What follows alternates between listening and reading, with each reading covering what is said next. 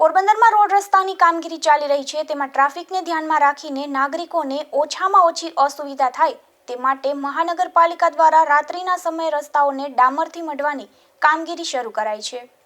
પોરબંદર મહાનગરપાલિકા દ્વારા શહેરના વિકાસ માટે સતત પ્રયત્નો હાથ ધરવામાં આવી રહ્યા છે। મ્યુનિસિપલ કમિશનર પ્રજાપતિના માર્ગદર્શન હેઠળ સ્વર્ણિમ જયંતિ મુખ્યમંત્રી શહેરી વિકાસ યોજના અંતર્ગત શહેરના મુખ્ય અને સતત વ્યસ્ત રહેતા રસ્તાઓનું સુધારણા કાર્ય ઝડપી ગતિએ શરૂ કરવામાં આવ્યું છે।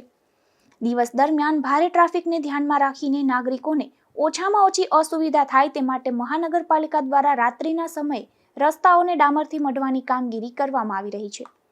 આ કામગીરી હેઠળ ચોપાટી વિસ્તાર, Harish talkies, bus station, SVP road અને ખાકચોક સહિતના વિસ્તારોમાં માર્ગ રિપેરિંગ કામ ધમધમતું ચાલી રહ્યું છે।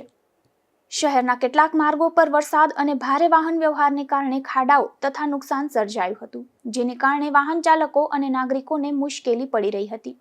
આ પરિસ્થિતિને ધ્યાનમાં રાખીને મહાનગરપાલિકાની બાંધકામ શાખા દ્વારા સ્થળ પર સર્વે કરી જરૂરી સ્થળોએ પેચવર્ક, મરામત તથા નવા ડામર રોડ બનાવવાની કામગીરી આયોજનબદ્ધ રીતે હાથ ધરવામાં આવી છે।